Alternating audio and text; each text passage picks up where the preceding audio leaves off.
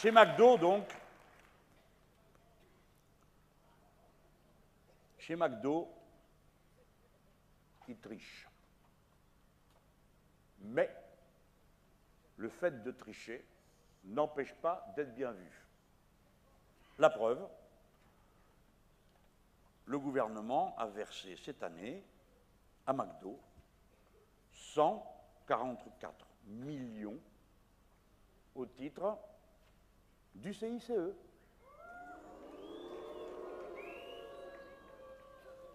Qu'est-ce que vous croyez, vous? Vous allez vous battre pour 3-4 centimes de plus, vous allez risquer votre boulot et votre vie de famille pour avoir 13 € de l'heure, mais eux, ils font rien. S'ils envoient Gattaz, avec, qui est équipé d'une glande lacrymale de saurien, et qui va pleurer d'un bureau à l'autre, avec sa casquette, donnez-nous des sous, s'il vous plaît, qu'est-ce qu'on en fera? Vous verrez bien, comme d'habitude, on se les gardera. Parce que, mesdames et messieurs, on a le droit de rigoler de ces gens-là, qui se prennent toujours des airs supérieurs, qui vous expliquent comment ils vont faire tout bien marcher, et pendant ce temps, c'est la catastrophe partout. Et à part eux, qui se goinfrent dans ce pays, sinon eux, et tout le temps eux, ce sont des bons à rien. Et je vous dis que si on arrive à trouver des travailleurs qui coûtent moins cher, on trouvera des patrons qui coûtent moins cher.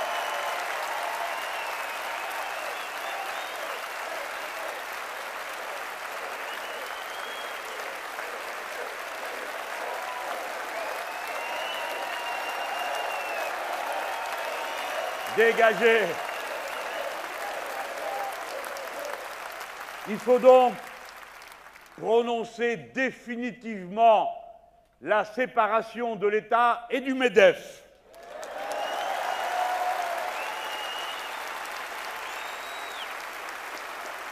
Alors, après avoir pris tous ces sous au titre du CICE pour provoquer un choc de compétitivité, de manière à pouvoir mieux vendre sur le marché international les hamburgers que les gens attendent, je suppose, McDo s'est mis au boulot. Ils fraudent. Voilà comment ils s'y prennent. Vous croyez que McDo, c'est un seul. Non, c'est des petits morceaux. Chaque restaurant est une unité. Chaque restaurant fait travailler des gens et paye à la marque. Primo, une redevance, 5% du chiffre d'affaires. Deuxio, un loyer, entre 15 et 21% du chiffre d'affaires. Dites les gens, on va tous faire pareil. Suivant les revenus de l'année, votre loyer change. Hein? Bon, voilà. Voilà les deux méthodes avec lesquelles ils réussissent à faire en sorte que tous les restaurants n'affichent aucun bénéfice. Alors que McDo est le deuxième secteur de chiffre d'affaires pour McDo Europe. Il y en a pour 4 milliards 600 millions. Vous en mangez, hein, mais bon, c'est votre affaire. Donc, c'est un lieu extraordinaire pour eux. Ils pourront au moins respecter la France et les gens qui mangent leurs produits. Et contribuer. Non, ils ne contribuent pas. Pourquoi le peuvent-ils? Comment font-ils? Tout cet argent part donc du restaurant où les gens travaillent, durement, avec des petites payes, ça remonte, comme je vous l'ai dit, et où est la boîte finale, où il y a 17 personnes, et qui font des milliards et des milliards des bénéfices ramassés de tous les restaurants, en redevances et loyers, dans le paradis fiscal de l'Europe, le Luxembourg. Oui, vous pouvez. C'est la honte. Et celui qui, pendant des années, a organisé ce système de fraude fiscale, celui qui, après avoir affiché dans les lois de son pays qu'il y avait un impôt sur les sociétés de 22, 23, 24, 25, peu importe le chiffre, ils peuvent écrire ce qu'ils veulent. Après, ils se voient en face à face et ils négocient. Ça s'appelle un rescrit. C'est mieux qu'une arnaque. Rescrit. Eh bien, il négocie avec chaque entreprise le niveau de l'imposition sur son chiffre d'affaires. Et ça vous donne un impôt à moins de 1% pour McDonald's. La triche est donc organiser la fraude, la dilapidation fiscale. Ça représente en France l'équivalent du déficit annuel du budget de la patrie. Si les voyous qui nous pillent de cette manière payaient ce qu'ils doivent et participent à l'effort de tous comme chacun, il n'y aurait plus de déficit dans ce pays. Rappelez-vous-en.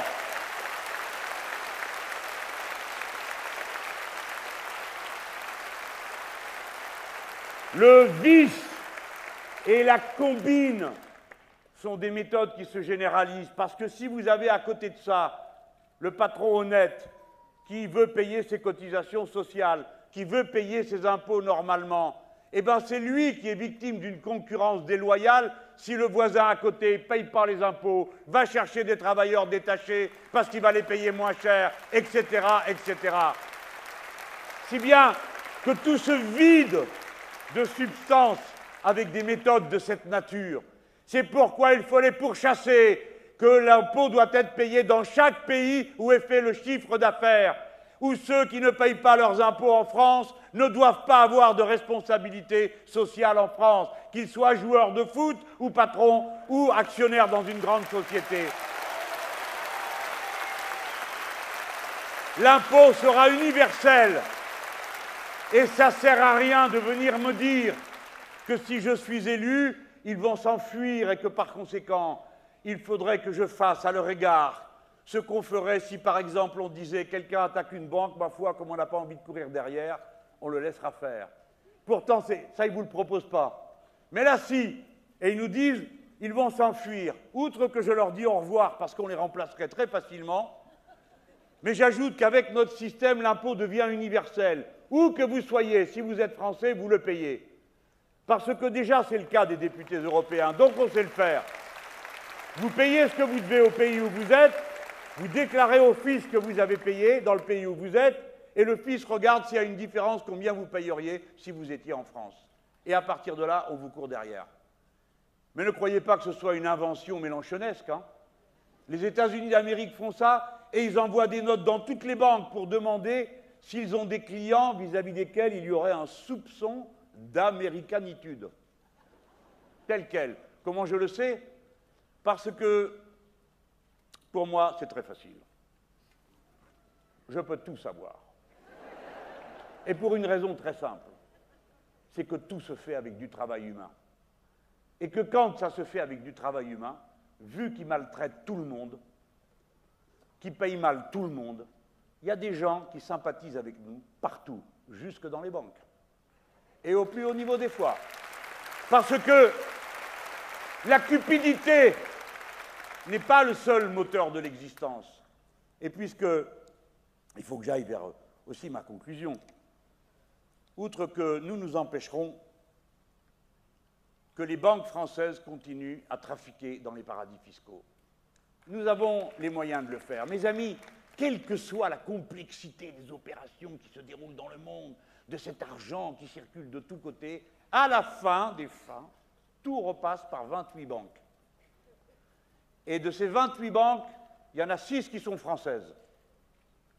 Alors, il ne faudrait surtout pas croire que le processus serait immaîtrisable, incontrôlable, parce que nous savons où est la porte d'entrée et les autres installations.